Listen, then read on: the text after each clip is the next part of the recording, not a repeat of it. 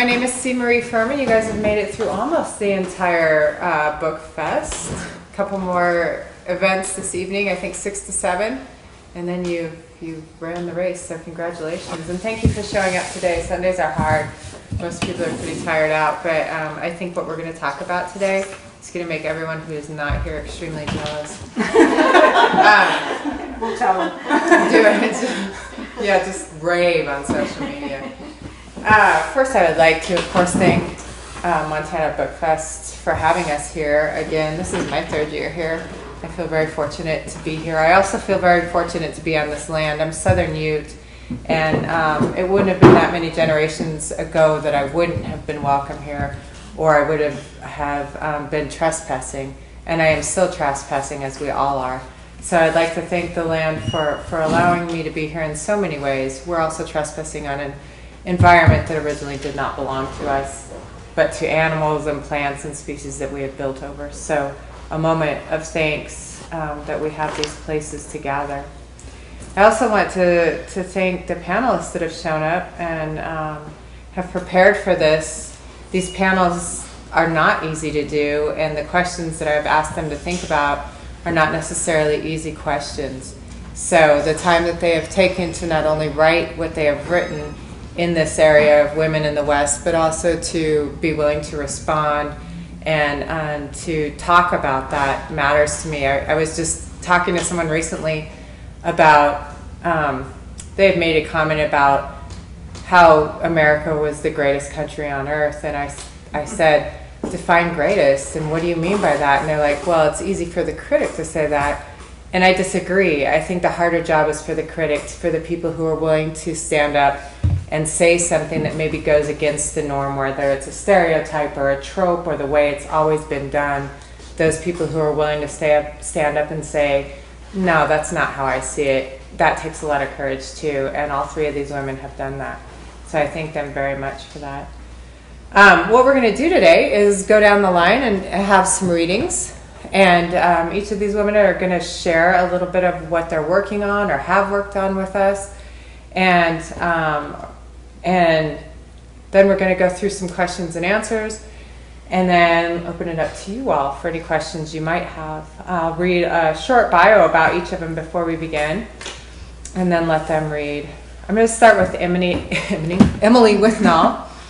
She is from the high mountain desert of northern New Mexico, but she has lived in Missoula for the past 6 years. She's a writing instructor and freelance writer and editor. Her work has appeared in Gay Magazine, Tin House, The Kenyon Review, Greetings from Janeland, out by Cleese Press in 2017, The Rumpus, Orion, Indiana Review, and Ms. Magazine, and the newly published anthology of Montana women writers, We Leave the Flowers Where They Are. Emily is a regular contributor to El Palacio magazine, an arts and culture publication based in Santa Fe, New Mexico. She is the recipient of the Creative Nonfiction AWP Writers Kurt Brown Award, was named a finalist for the Sustainable Arts Foundation Awards, and has received fellowships from Summer Fish Trap Writers Workshop and Under the Volcano. Emily is also a recipient of the Barbara Deming Money for Women grant, and she currently serves as a writing fellow for Center of Community Change. Emily is at work on a book about domestic violence and hydraulic fracturing, and her work can be read at emilywithnall.com. Emily? Yes. I read. Read. Okay. Okay. So this is just a content warning. I am going to be reading a domestic violence scene, so just wanted to alert you all to that. It happened the first time at around 10 o'clock at night. The hallway was dark, and Alex, 9 months old, was sleeping on the bed. Nursing Alex to sleep had taken almost an hour, and I had crept away slowly, trying not to step on the squeaky floorboards. Alex was a silent, wide-eyed baby who never wanted to miss anything. I don't know how the fight started, whether I said something to upset him, or whether he began to interrogate me. He was jealous of my poetry professor, and he accused me of dressing provocatively and of being flirtatious. In truth, I was growing to like my professor more all the time. Not in the way he feared I did, but because my professor was kind. This man in front of me in the dark hallway, I didn't know who he was. I began to cry after a time, at first quietly, then louder and louder. Tears dripped steadily onto my collarbone and spread down my shirt. The more I cried, the angrier he got. His accusations mounted. I was a cheat and a whore. He yelled in my face, his voice hammering like a sudden monsoon across my skin. I babbled and denied, but my words only exasperated him. When he smacked me across the face, my skin had been primed for it, but his hand didn't sink into my flesh the way his words had. It was a hard physics lesson, the consequence of one solid object hitting another. I heard faraway bells ringing, bells that rang only for me. The dark hallway became elongated, stretching and stretching toward the distant living room. The streetlight's faint orange glow outside the window appeared as though at the end of a tunnel. I wondered, with fleeting curiosity, who was screaming. The sound was piercing. It could wake Alex.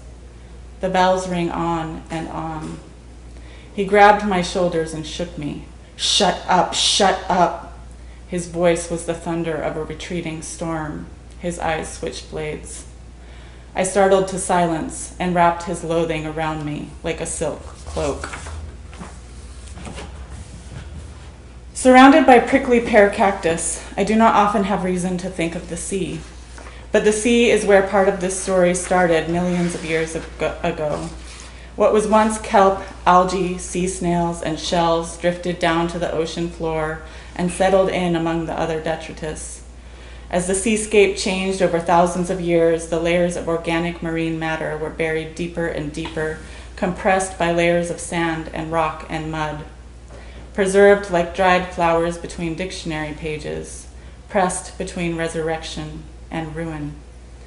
If only alphabetical order could be reversed, if only we could sustain our delusion and denial. Congealed within sedimentary rock, these sea fossils transformed. With so much pressure and so much time, who would not? Some rock releases its oil and gas easily. Conventional drilling brings it straight up. Shale formations are not so willing to let go. Left alone, methane will naturally crack the rock, escaping through straight-edged fissures. Waiting for the slow accumulation of time and dust to squeeze ancient marine life into a fuel that escapes in fits and starts when an internal pressure releases is not lucrative. So humans accelerate the process. Pressure in the form of liquid weight, water plus sand plus a chemical cocktail of secret ingredients. This fluid hurtles down pipes vertically, then gushes horizontally. The sand props open the holes in the shale that the fluid forces open. The holes are time-sensitive gateways allowing methane to push up through the Earth's crust and into receptacles we can put labels and values on. What took millions of years to transform is sucked into the surface in days. A miracle, some might say. In his 1623 text, De Augmentis Scientiarum, Francis Bacon wrote of the earth, "And you will be able, when you like, to lead and drive her afterwards to the same place again. Neither ought a man to make scruple of entering and penetrating into these holes and corners when the inquisition of truth is his sole object." Truth, noun, 1. That which is true or in accordance with fact or reality. 2. A fact or belief that is accepted as true. That these two meanings might go head to head with one another, don't they always? Is no explanation for why Bacon's use of truth seems to be a placeholder for power.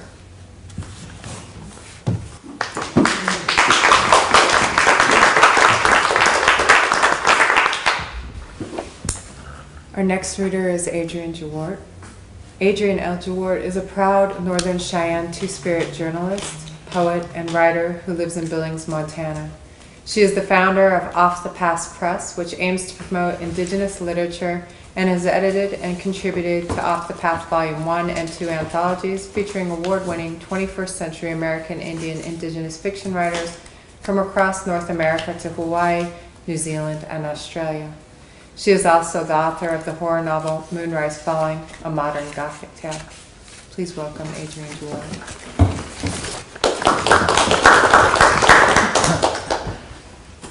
Hello. Yeah, I always have to like add on words. People say this bio is really bare. I'm like, oh, well, pretty soon I'll just say it's me, you know. But anyways, I do have our LA book review essay coming out in a couple of weeks. So, okay, this story here I've been working on. I haven't been able to do fiction, which really breaks my heart. That's my outlet. That's my whatever soul is where it's at. Because I'm always stuck doing nonfiction. But this story is called. I've been working on. It'll be in the Yellow Medicine Review. They even like put the deadline back a couple of weeks for me, and because I'm a diva apparently. No, but In the Shadow of Custer, it's called, and the title comes from, well, she goes to like Poplar, Montana, eastern Montana, but on the way there, there's like all these towns, Terry, Forsyth, Custer. It's like, oh, it's like if you're a Jewish person, it's like Goring, Rommel, it's like having German generals named, because those are all Indian killers, and that's, the natives have to live with, is like under that shadow of Custer and stuff. But it explains that historically a lot. But I like this part. I've been like editing and stuff all day yesterday, so I might as well read it. It's like the character goes to she goes there to sell meth. This young woman character, and I had it before as a short story, but it made an interesting plot line and stuff. She's thinking about going to Standing Rock and everything. That's the timeline. But I want to like explore this character more since she's kind of she's in the Off the Path 1 book and first story, and I just wanted to delve deeper into her psyche anyway. But anyways, this is because she just seemed kind of a bitch, but but I wanted to get into her motivation. She's like this hard-nosed person. Anyways, she says, okay. There's this little kid there she's staring at, and she goes to sell meth there, and it's just like she does not like the little kid there, and she's like mad at this person. What's this little kid doing here? And then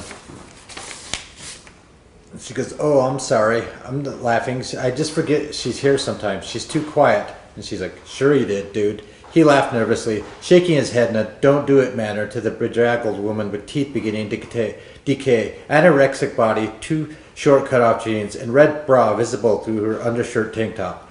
Lydia judged she probably used to be ravishing once upon a time, based on how pretty her mini-me offspring looked with the rat's nest in her long dark brown hair and olive skin. Lydia could tell she wanted to pout as Darnell put the pipe in the upper drawer, her body inadvertently twitching to convey her addiction.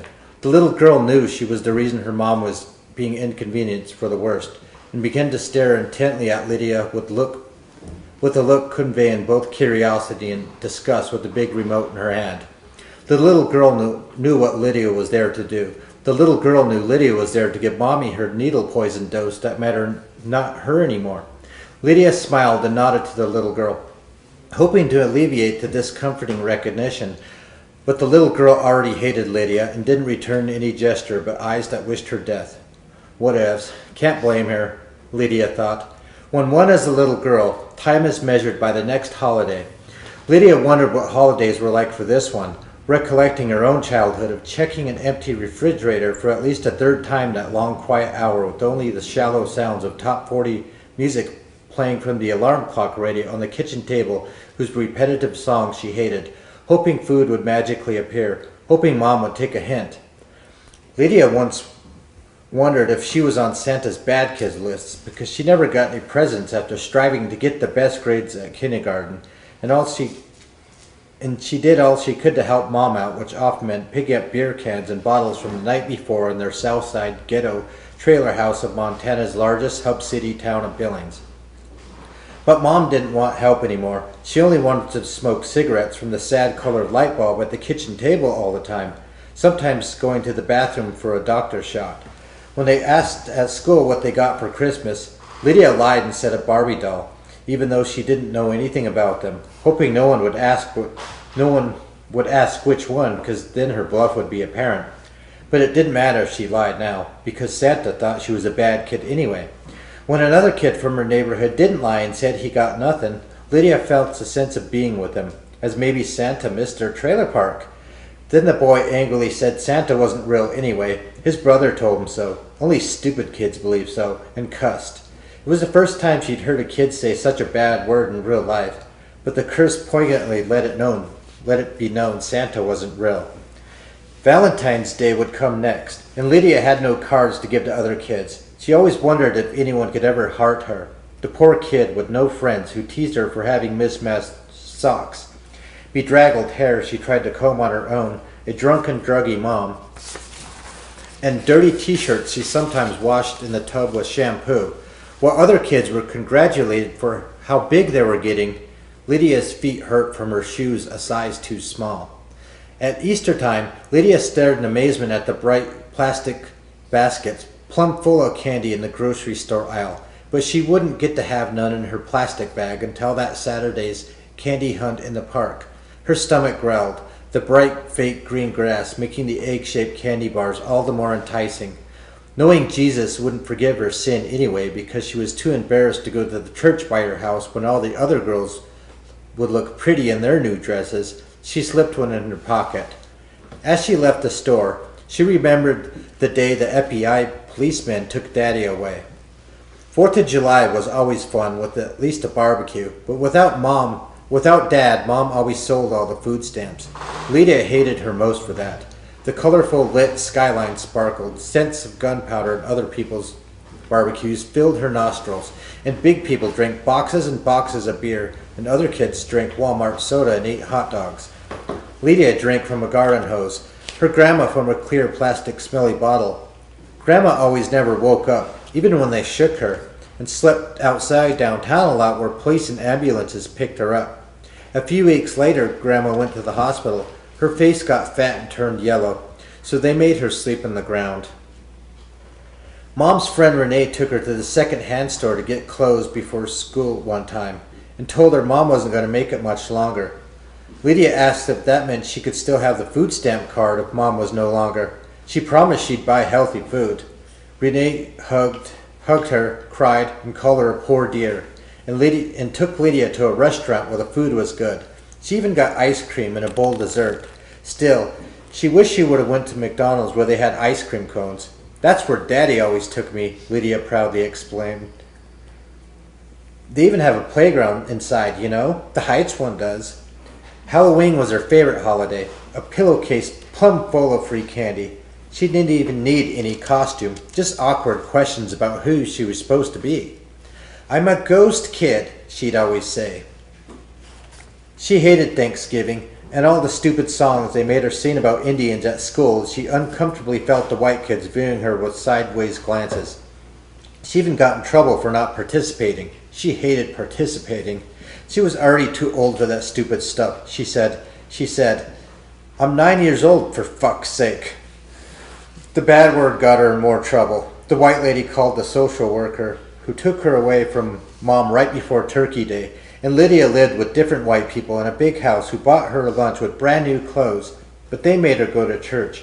She hated church too and its dumb, boring songs, and was glad she stole that candy bar and cussed. They had a list of chores and rules on the walls, and a whiny son and daughter who constantly asked why Lydia had to be there with them.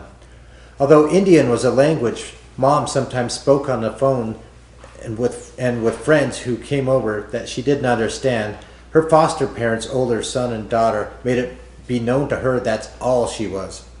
She's just some Indian kid we have to take care of, they tell their friends who'd roll their eyes as if Lydia wasn't standing right there looking upwards at them.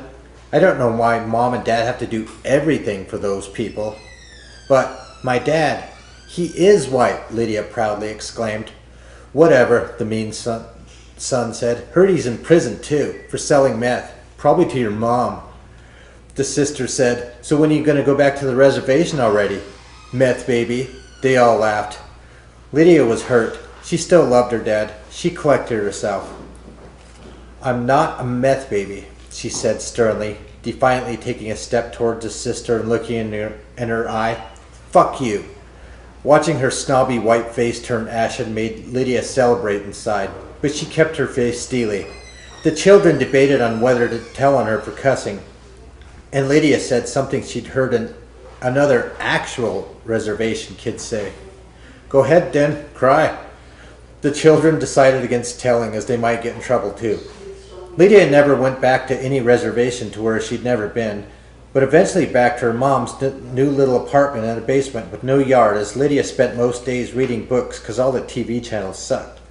Lemony Snicket books were her favorite. She didn't know where the reservation was, but always thought maybe those kids were right, and that's where she belonged, as she never had any friends at junior high school beyond acquaintances in class and the occasional res girl she'd cling to who'd come to school for a few months or so, and like her often struggled to fit in before they'd go back. Mom did pay more attention to her, even if it did seem like it was mostly to criticize, but the rift between them was permanent and would only widen as the years went on. Lydia ruined her life, she'd always say, especially when her drinking picked up again. She could have been someone, but she wasted her life away raising the always unappreciative Lydia, the one whose heart pumped in different blood, seemingly neither white nor Indian enough.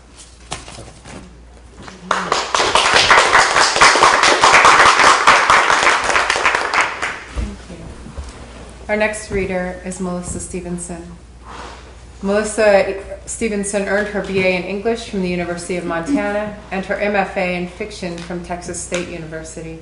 Her writing has appeared in publications such as The Rumpus, The Washington Post, Ms. Magazine, Lit Hub, and Fourth Genre. Her memoir, Driven, was released by Houghton Mifflin in July of 2018. She lives in Missoula, Montana, with her 2 kids. Please welcome Melissa. Thank you all for being here. I'll try to read loudly enough.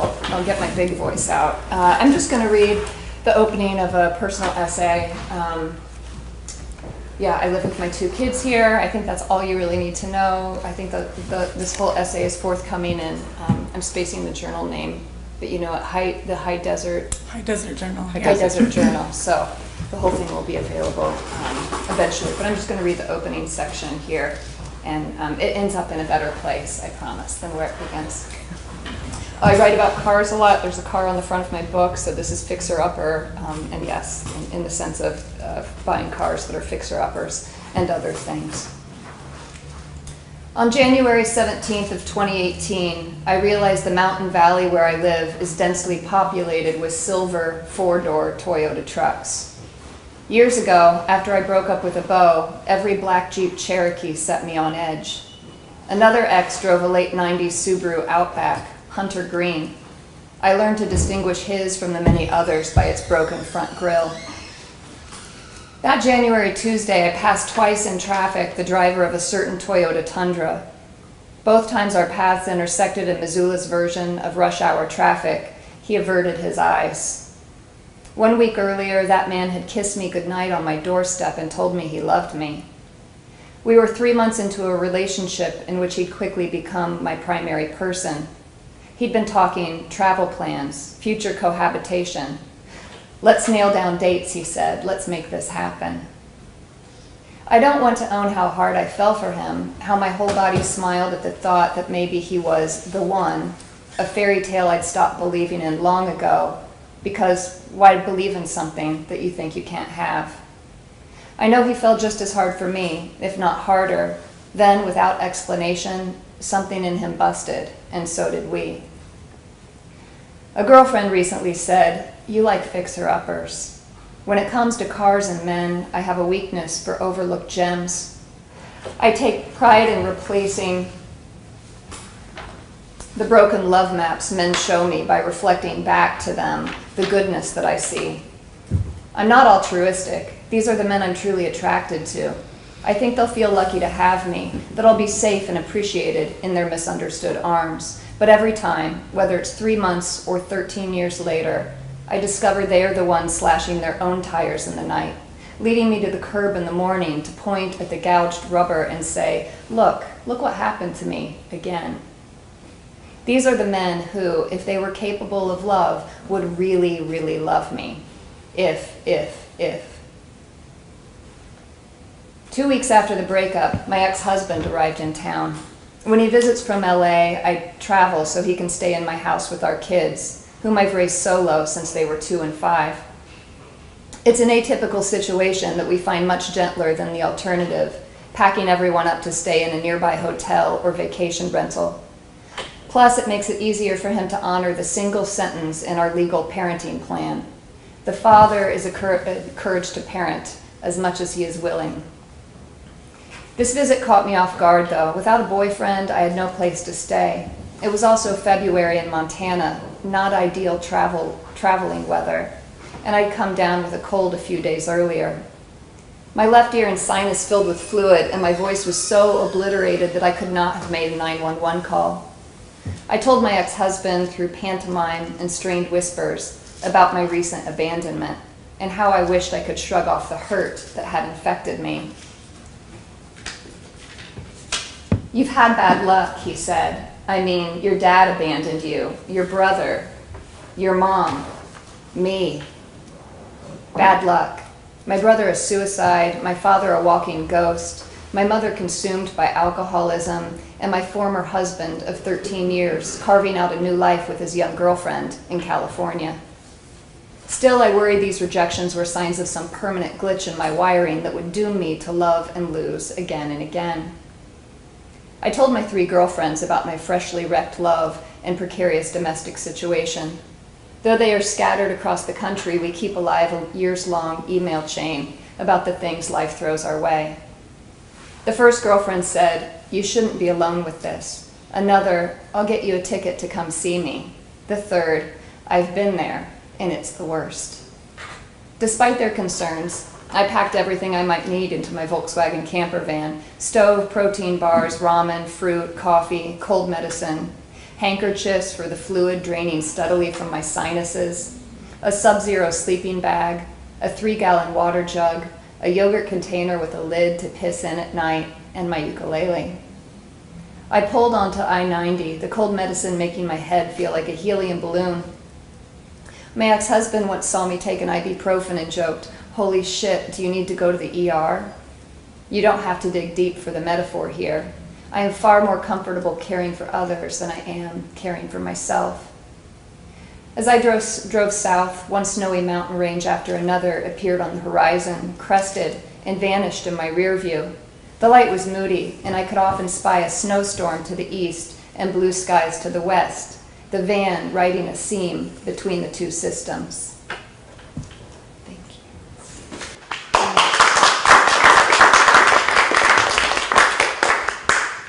That's beautiful. All 3 of those were wonderful. Thank you very much. I have some questions for each of you on your writing, and I'm going to begin with Emily. I am deeply moved by your essay, Disembodied, which you read from, and by the back and forth between the physical land and the physical body. You write in that essay, "If home is a place where things flourish, I wonder what passes for flourishing in this landscape. Is survival enough? If we consider home as not only the physical structure, but also the landscape and the body we inhabit, in what ways do you see survival compromised and or threatened historically and currently for the women that live there?" That's a huge You get a PhD when you're done with that. Wow. You don't have to try to tackle it all, but Okay, so how is it threatened? how is that when you talk about you said that, home is a place where things flourish, Yeah. but obviously that's not always true. But home also being this place that is the body and the landscape and the actual physical home where one lives. Yeah. How do you see those threatened historically and currently for women that live in these places? Yeah. Okay, so that's a huge question. So the excerpt I read is from a piece of the manuscript that I'm working on about domestic violence and hydraulic fracturing. And it's set in northern New Mexico, which is where I was born and lived until 6 years ago. And so to answer your question kind of indirectly a little bit, in northern New Mexico, like so much of the West, there's so many layers of things that to answer that question. And the first thing in New Mexico is the coming of the Spanish and the ways that they oppressed and killed native populations and took over the land. So historically, I think that it starts there in northern New Mexico. And then more recently, my manuscript addresses the oil and gas boom. And so as my abusive marriage was ending, people were coming into a nearby county in northern New Mexico, and they wanted to start drilling wells for fracking, and there was a big resistance that came out of that. And I also talk about in my manuscript, like in the Bakken and in any of the oil fields where there are these man camps, there's a direct link between extracting stuff from the earth and the violence against women that happens. I guess the oppression is ongoing, and it's so parallel.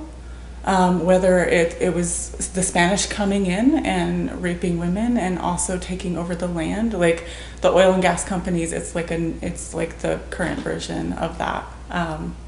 And so it's not only women, but it's also indigenous communities and communities who don't have the resources necessarily to fight back.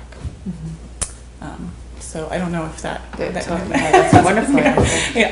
I wonder, do you feel like the current conservation movements along such earth conservation and what people are doing to stand up against the fracking and try to protect the landscape alongside the movements like the missing and murdered Indigenous women and girls movement and the current visibility of domestic violence offers any hope to any of these homes, whether the home of landscape, the physical structure that we live in, or the home that is our body?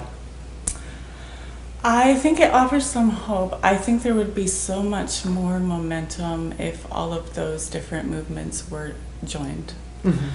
Because, for example, I don't think the missing and murdered Indigenous women movement is as visible as it needs to be. There are tons of environmental groups working against fracking, but as I write about in my manuscript, that's complicated too.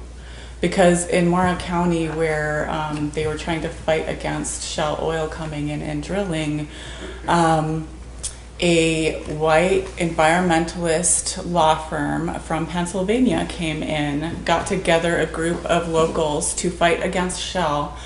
But the way that they wanted to do that, their end goal was to challenge corporate personhood in the Supreme Court, which is a great goal, but they're using an impoverished county in northern New Mexico as their guinea pig to get there.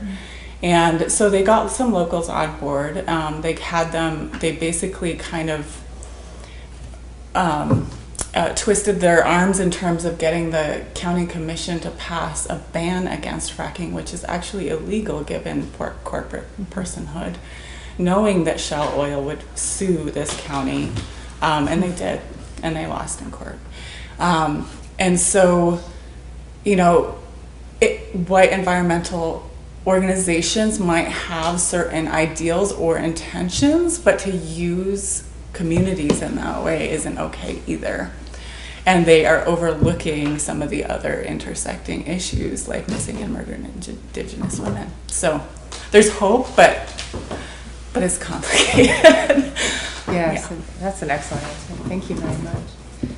Adrian, so much of your recent writing has looked at the way Native people have not really been erased, but perhaps cloaked, hidden behind some ideal or romantic notion of Native, which has deeply affected how Native people act and view themselves, or how they identify. You wrote in an email to me, I can't pretend to speak for every individual tribe because maybe some tribes were kind of Puritan, but it seems tribal people think we need to be perceived as ultra-conservative, dogmatic stoics, under the guise of being traditional, as perhaps famed Western photographer Edward S. Curtis wanted to portray us, and we rush to fulfill that role. We act as if we were never free-spirited and free-thinking bohemian types who proudly embrace the fact our Creator made us who we were, as we deemed gender fluidity natural and something to celebrate. So as many people know, or perhaps don't know, Curtis's photographs were often staged with props and costumes that were not true to the tribe or to the individual. It became what Native people aspired to. Can you talk a bit about that and how that affected you personally, and how this cloaking in the ideal is also another form of colonization, particularly here in the West? Sure. I can It's for an art gallery. Everyone knows the artist George Caitlin. Anyways, he did all these big, wonderful portraits of like chiefs and stuff in like the 1830s and stuff. And they were like, he was an artist, of course, and then with his artistic vision, he like noticed, he painted this one thing, it was called Dance of the Berdache, and they're like honoring this two-spirit person. Berdache is like it's like a pretty crude term. We don't use that, but anthropologically, that's what, if you want to research two-spirit people, you look up Berdache, I think that's how you pronounce it, Berdache. But anyways, it means something very crude, but but he was like baffled that or you know, how are they honoring this two-spirit person? Why are they doing that? He just is like, his artist sensibility was fascinated by it, so he did like this painting of it and everything. It's kind of a famous painting, but he was just disgusted by it. His Christian sensibilities were like, oh, that is so gross and blah blah blah. How could the natives live like this? Why do they honor this two-spirit person? But at the same time was like he said something really poignant that stuck, and then it was like prophetic almost. He says, what we need to do is erase this whenever the inevitable conquering of native people, is erase this from the annals of history. Make sure none of this stuff is even recorded. So ironically, while he did a painting of it that records it, other than that, whatever he said actually came true. It was just kind of erased. No one knows about two-spirit people, and is this like, there's like, you have to search pretty hard to find like references to two-spirit people, but they're out there. Like with the Salish tribe, there's this famous two-spirit woman, Quilx, that was a hardcore warrior, and there was a Jesuit or priest that wrote pretty extensively about her. It's like, wow, or him. Pretty, like, led troops in battle and believed to have great medicine, and it was just like you know, she was a man, and it was just like baffling to this Jesuit priest. But how it affected me personally is I live in Billings right now, and there's this the Bodé, the Crow language, they call their two-spirit people. There was like this one called finds them and kills them. I mean, with a name like finds them and kills them, you're pretty badass, you know. But anyways, they lived as a transgender two-spirit woman, and you know, that's the Crow people were just like, oh yeah, that's her, you know. They used pronouns for her and stuff, and they never bothered no one. They were very respected in the community. But when the 1890s, this Indian agent came over, and he was just appalled by this whole group of two-spirit transgender women, and then he like finds them and kills them and a few others, put them in the jail, chopped their hair off, forced them to wear man's clothes, and then they're just like, the whole tribe was like, whoa, what the, you know, what's up with it? And the chief came, one of the main chiefs came all the way across the reservation, just like, you get this Indian agent out of here. Why are you doing this to him? They were just baffled, and like, why would, it just didn't click in their head. It's like this, religious beliefs created in the sands of the Middle East deserts, going all the way across several continents, literally all the way across an ocean, all the way across North America, and planted those beliefs in the smack dab in the middle of Montana. It's like, that belief might as well came from Mars to them. It just didn't click. It's like, but this is natural to them. This is the way they are. But yeah, and they were just like upset. They were appalled. I mean, the words Joe Medicine Crow said, it was a tragedy, and that was the word they used. That was like a tragic thing that happened. But after that, after the 1890s, of course, you had the colonization of people being forced to be ashamed of their sexuality, the boarding school mentality. Little kids are coming back from Carlisle. They're always prim and proper and taught to be ashamed of not only their Indian or, you know, just always taught shame, shame, shame. And it just like constantly, and then even the Bodé people that were once respected, they're just kind of eventually just shunned out of society. And if you were two-spirit person, you didn't like tell anyone because, but yeah, that was and then here we are today, just a continuance of boarding schools. But but yeah, I could keep going on about the evangelicalism from the 1950s that really sprung up. I'll just make a brief mention, but that's when it became very popular. Like all the baby boomers, which are my parents and my whatever, that's what they grew up in, was this hardcore preacher named Harold Carpenter. I actually know his son. Cool person and everything, plays guitar. But he was like either native ways, or because it was always a combination of the two. Well, we can still do native sweats and stuff, but he's like Jesus ways or native ways, and that's what most people just chose Jesus ways, and I was like, and native spirituality and stuff was shunned. It's starting to shift back towards, well, we can do sweats and still worship Jesus and stuff, but that's the way. That's a lot of our parents and stuff grew up, but there's starting to be a bigger pushback, more acceptance, of course.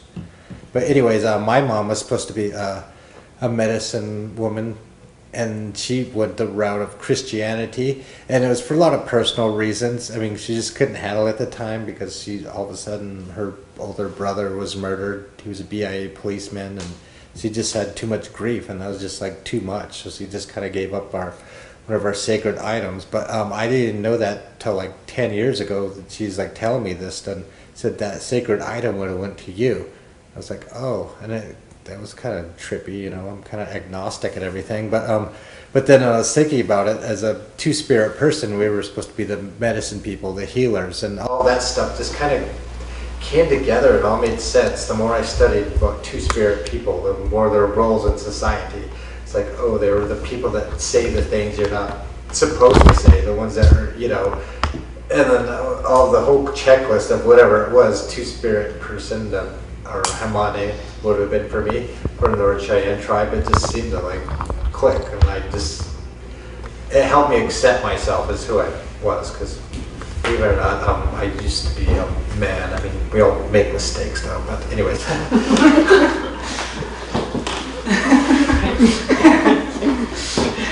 Oh, that's wonderful. Melissa, I want to talk for a moment about your memoir, Driven. But first, I would like to ask about an essay I read of yours in Waxwing called Fidget Spinners in the Anthropocene, and that's out there on Waxwing now if you guys want to check it out. It's a great title. In this essay, you meditate on the climate crisis and what it means to have children who will grow old on a planet that is becoming hotter and less inhabitable. Of course, the topic is fascinating, but what my eye was immediately drawn to was the form of this essay.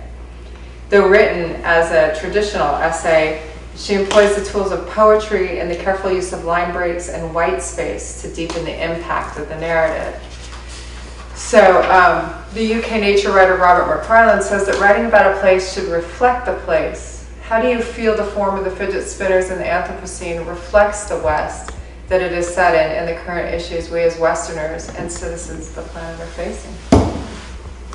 I want to read a paper someone writes just based on that question. A few things come to mind. Number one, Emily helped me with that title, if I remember, so thank you. You did. The writer Jim Harrison said in one of his essays about being a writer, I am the bird, not the ornithologist. And it's interesting that I can do both. I can read literature and take it apart and comment on literature. But it's so interesting, and thank you for the care you put into the question to look at the form and the way that might connect to the location. Completely never thought about that. It is one of, I started as a poet, and then I didn't know creative nonfiction was actually a viable thing. I think I was a little brainwashed by a sort of very masculine gatekeeper mentality that, oh, if you want to write prose, go learn to write fiction. And there weren't a lot of creative writing, MFA, creative nonfiction programs yet.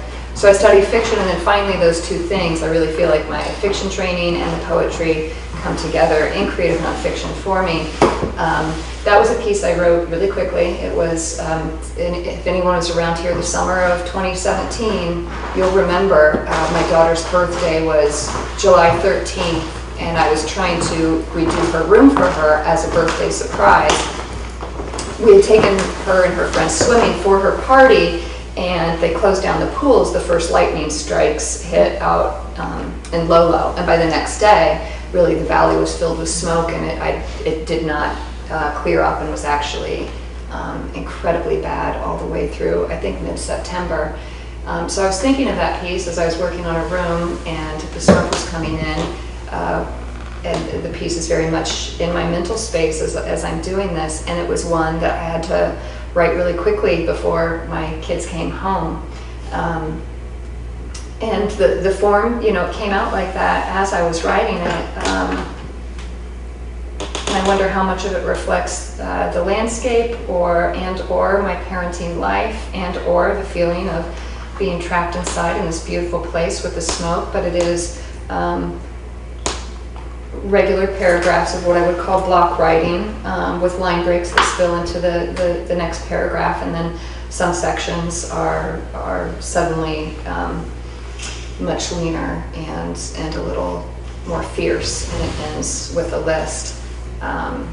Somehow I feel like the form is a reflection of all those forces coming in at once, from the parenting life to the landscape to the smoke, and that's why that came out as a real hybrid piece.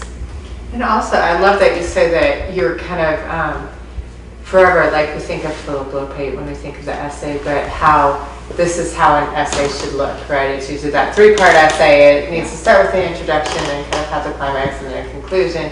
But you really push against that in this by bringing in the list and making those line breaks and creating that space in it.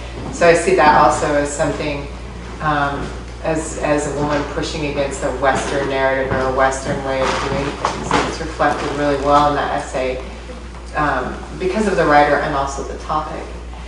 And it leads to kind of my follow-up question about that, which is, do you feel the current environmental crisis, and this almost sounds stupid to me as I ask it, affects your writing? And not just in the way that do you write more about it, but does it affect your writing in other ways? And I love that you said that you were in a really big rush to get it out. I feel like there's a lot of us who are writing in that environmental kind of vein who feel like we need more and more of this kind of writing now. How do you feel about that?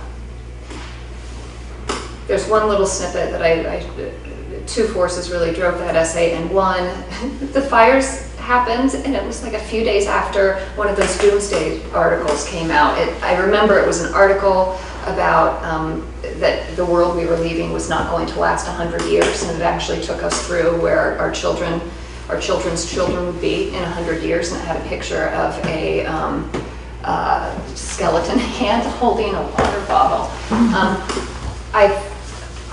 I feel like whatever issues come out in my writing and creative nonfiction, there's issues I'm trying to process,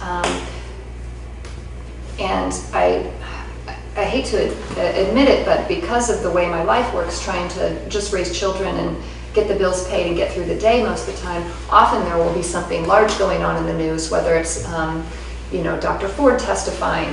Another essay came out when I really tried to avoid that, and the climate crisis. So this is not a model of how to be or how I want it to be, but often I get through my day with blinders on, and then when I open up and there's some trifecta of I read this article, and here's my daughter turning, having a birthday, and here's all this smoke, and then boom, like I have to deal with it. It's almost like a volcano sort of blowing its top. I would say though, it's a very small thing about climate change in my writing.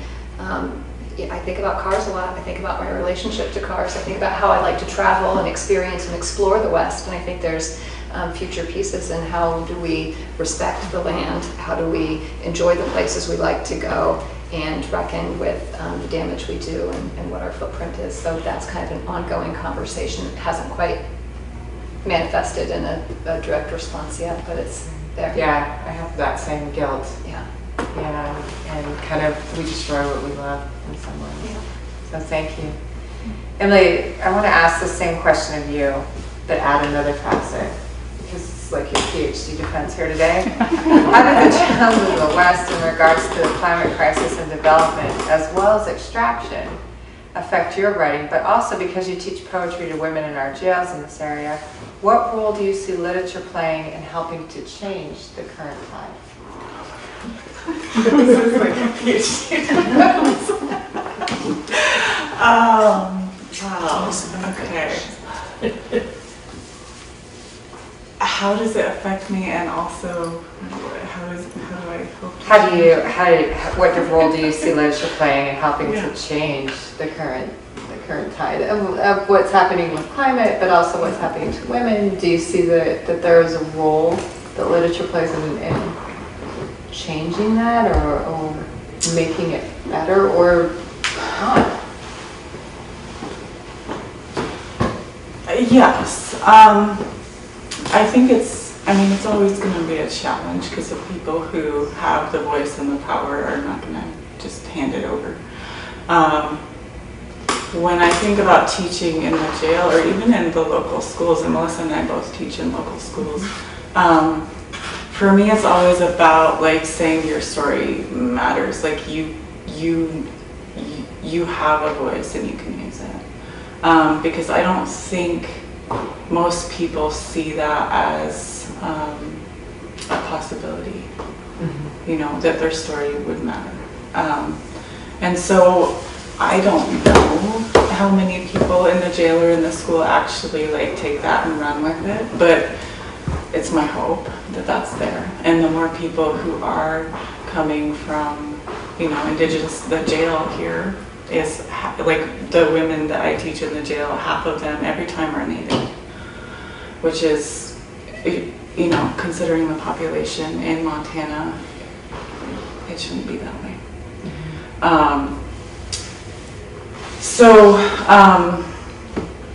I think the more that we can all hold space for each other's stories and encourage each other to tell our stories, that's where the hope is. I think the word that I think of most with you in your writing and the work that you do and the advocacy is empowerment. How you empower other women to tell their stories and kids in our schools, and how your forthcoming memoir will also empower women to be able to tell their stories and to hopefully get out of situations that are harmful for them. Yeah. Yeah. And she has an essay in Gay Mag about teaching in the jails that if you get a chance you should look at as well.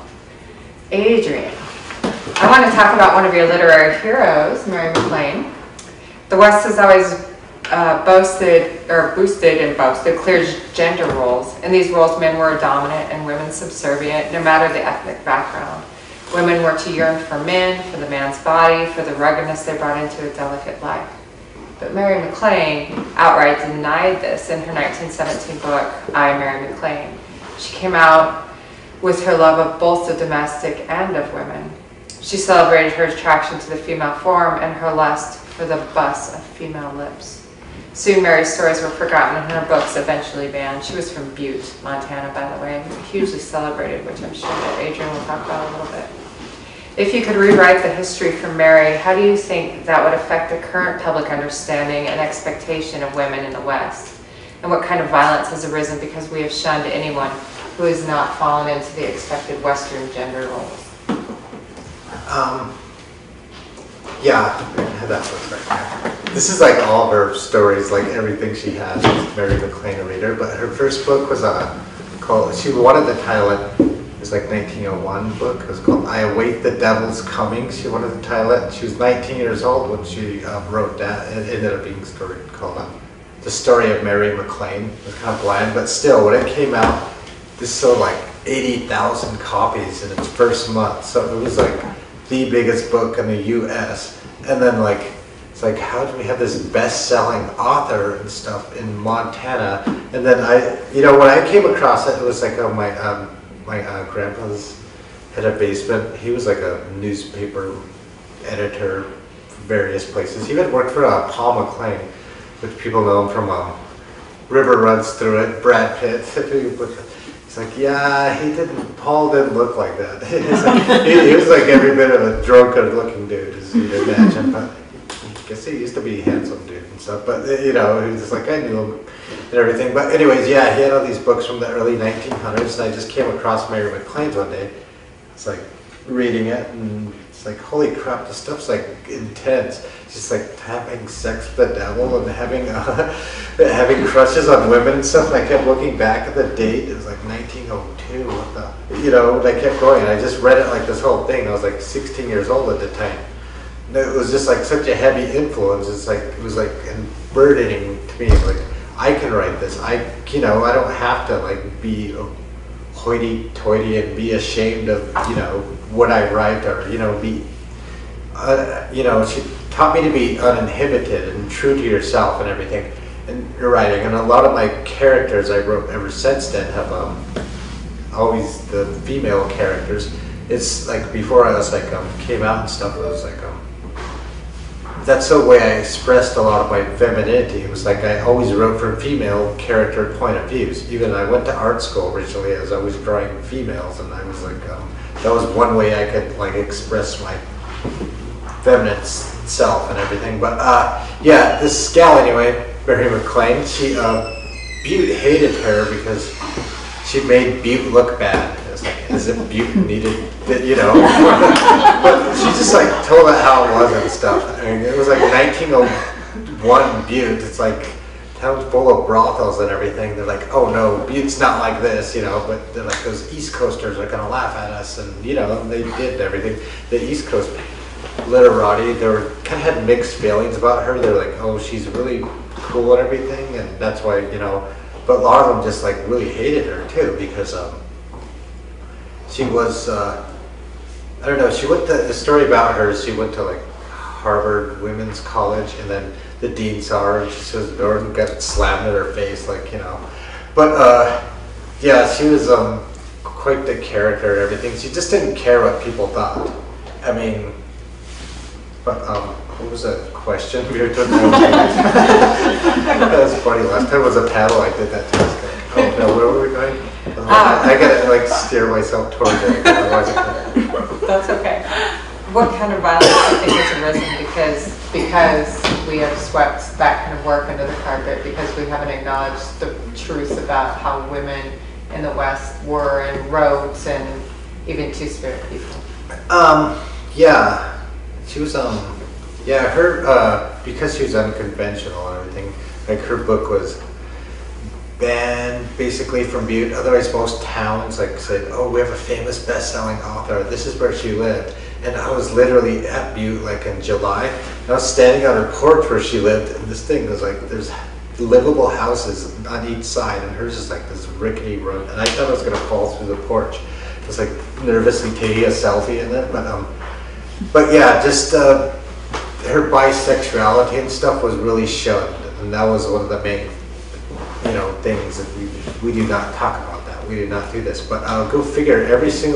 She was called the original flapper from the 1920s flapper music, because every girl that grew up to be a flapper, uninhibited, feminist and stuff, they probably, since this book had been so famous, have been heavily influenced by her. But yet Montana, just like for all of its having the first congresswoman and all that, they really did not want anything to do with her. They didn't want her representing Montana, so. And as far as Two-Spirit people, I don't know if this answers the question specifically, but I remember this quote. It's by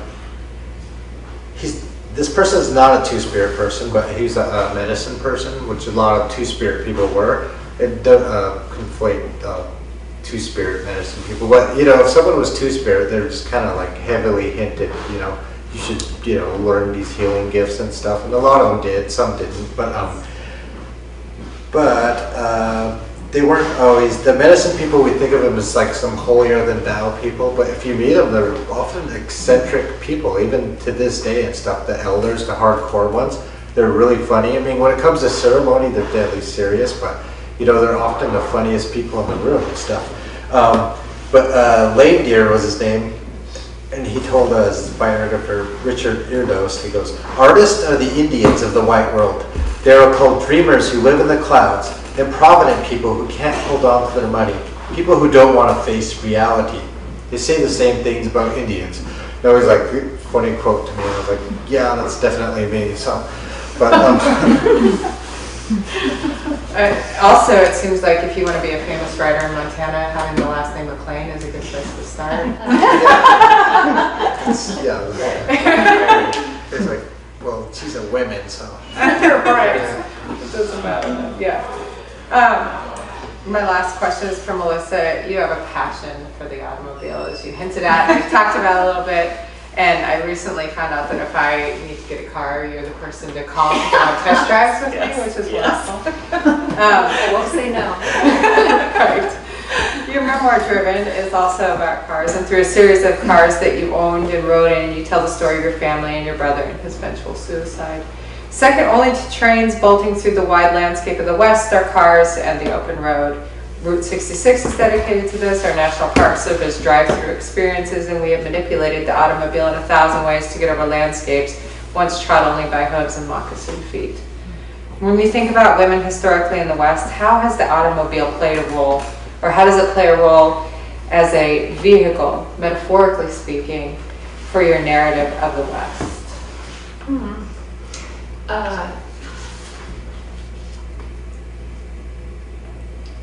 Sorry, trying to think which angle to tackle this from. So knowing cars is sort of empowerment. I actually have another essay forthcoming called On the Importance of Changing a Tire, and it's about some of my experience. I know, I'm not going to do an engine swap for you, or I'm not an expert on cars, but I do know some basic things. I enjoy them. Growing up in Indiana, I realized I could kind of determine our social class because some people who had money maybe drove someplace in Indiana and took summer vacations. Then I realized some people drove all the way to Florida for vacation, and they were definitely beyond us. And then I found out some people flew to Florida, and I was stunned. And so the car was that was the attainable goal as far as something that was going to get me out of the Midwest. And as I grew older, I knew I wanted to go to the West. So for me, a car was freedom, empowerment, an ability to explore an adventure on my own, but with a safe place to return to, or what I perceived as my little turtle shell, a safe place to return to. As an older woman then, it's been interesting, that period of time when I first came back to Missoula for the second time and became a single parent. This was around 2011. I had one of the crappiest cars I've ever owned, a Saturn wagon, and it had, at stoplights, my son would be like, the car's smoking, Mom. And I realized it had this crappy plastic piece on top of the engine where the coolant hose went in. Those shouldn't be plastic. Plastic doesn't last long. It's on top of the engine, it gets hot, and so the little nipples that the coolant hoses went on, when they heated up and the thermostat opened, just as the car's all warm, it would start to drip coolant onto the engine.